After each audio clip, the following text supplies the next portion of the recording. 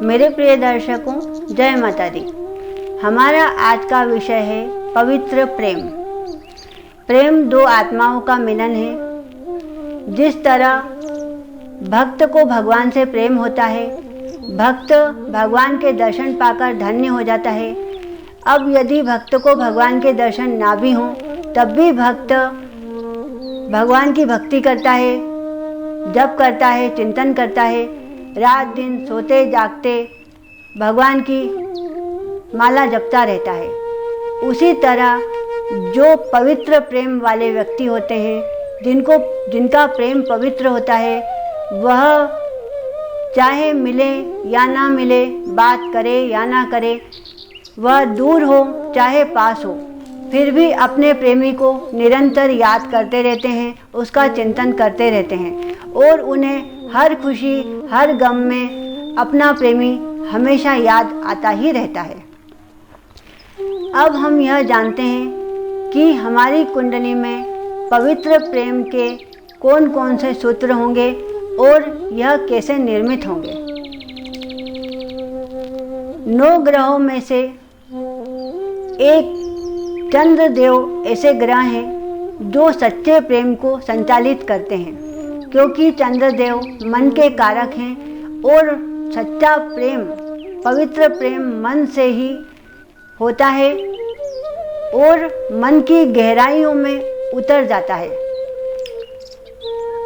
चंद्रदेव जल के भी कारक ग्रह हैं, तो यहाँ पर पवित्र प्रेम जल की तरह होता है।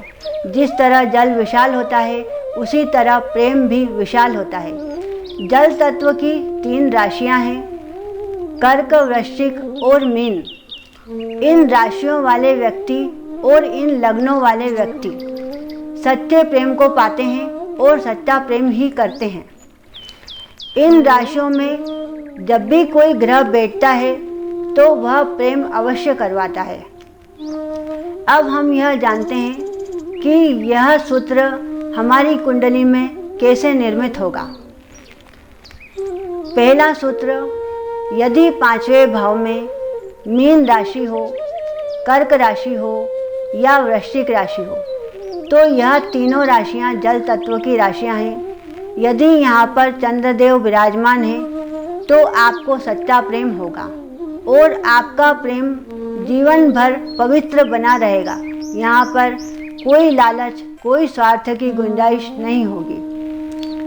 दूसरा सूत्र है, यदि 5वें भाव में सूर्य देव बैठ जाएं और वहाँ पर कर्क राशि हो और चंद्र देव 9वें भाव में बैठ जाएं, तो 9वां भाव 5म भाव से पंचम होता है और यहाँ पर इष्ट की भी कृपा होती है।